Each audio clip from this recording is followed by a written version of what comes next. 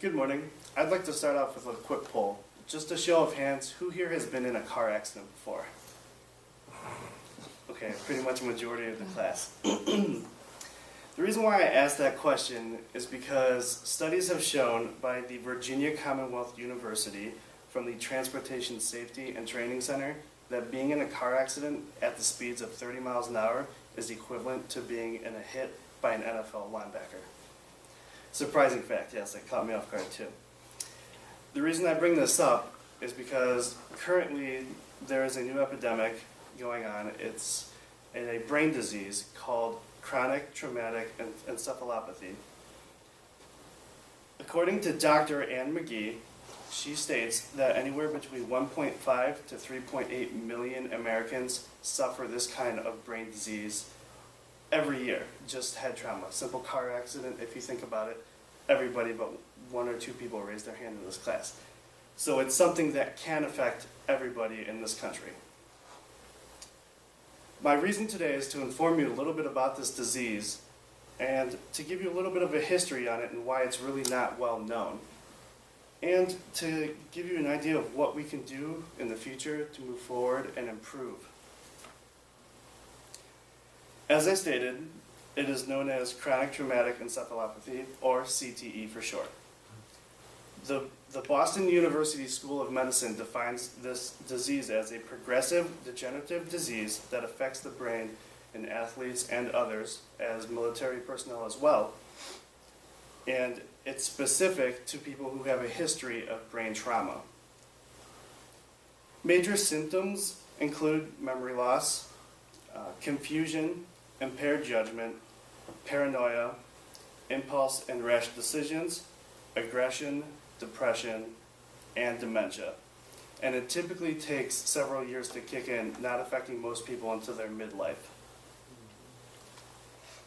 Dr. Ann McGee, as I stated before, she posted a manuscript that can be read online that she states that there are thousands of subconcussive hits in an NFL season. So if you think about over the course of the past 30 years, when this disease is just now starting to become known, and you think about of all the deaths that have been happening with football players in their mid-40s and 50s and 60s, you can see something should be tied together. A bioengineer by the name of Stephen Duma, who is at the Virginia Tech University, is currently doing a study with their NFL players, but their prospects, their collegiate level players, where he has sensors in their helmets rating the effects of the hits on a play-by-play basis, ranging anywhere from G-forces of 40, which is equivalent to your regular car crash, as I mentioned earlier, up to 150, which can cause death on impact.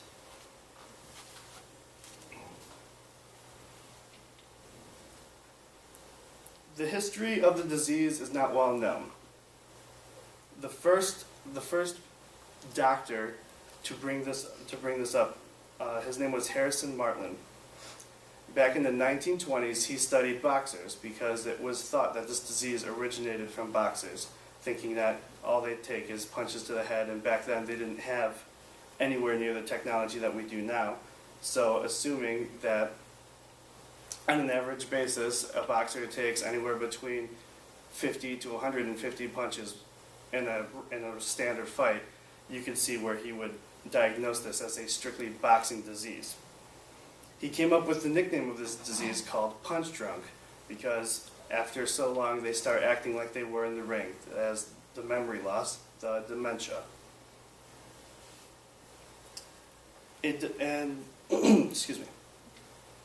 Recently, a Center of Study for Traumatic Encephalopathy was created at the Boston University for the purpose of studying this disease. As I mentioned, only 49 cases were found between 1928 and 2008, so it was a very rare disease. Of those 49 cases, 39 of them belonged to boxers. Since the Center for the Study of Traumatic Encephalopathy was created, an additional 50 have been found, which most of are coming from NFL or former NFL players. As some of you might have heard or not, within the past year, a former NFL football player named Junior Seau committed suicide. There was a lot of rumors to what could have caused it, and his family was fortunate to donate his brain to medical science. After studying his brain, they found that he suffered from CTE. He was a 20-year football vet. He played with 3 different teams. He was a 12-time Pro Bowler. He was beloved by not only fans, by not only his family and friends, but people across the league and across the country. And a New York Times article stated that because of his recent death, there has been a rash flow of lawsuits to the NFL, and the NFL currently has over 4,000 lawsuits on hand for just NFL players and family alone. Now, moving forward, how can we research this, and what can we do to prevent this in the future? There are several sources that I found that are stating that it's really unknown if it's one major head injury that causes this disease, or if it's several diseases or several injuries that stem this injury.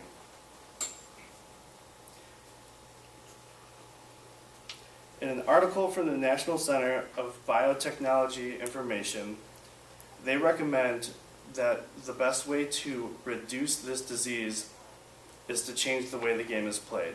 As you have seen recently, the NFL is fining players for head-to-head hits. They changed the rules that you are only allowed a certain amount of full padded practices the entire season. And on top of it, they are now reaching out and creating new research groups to try and find a cure for this disease. In conclusion, this is a disease that unfortunately no cure has been found for it.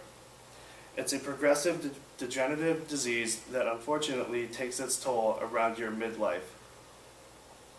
50 years and only a very little bit of research to show for it, it's extremely hard to know how can we cure this disease.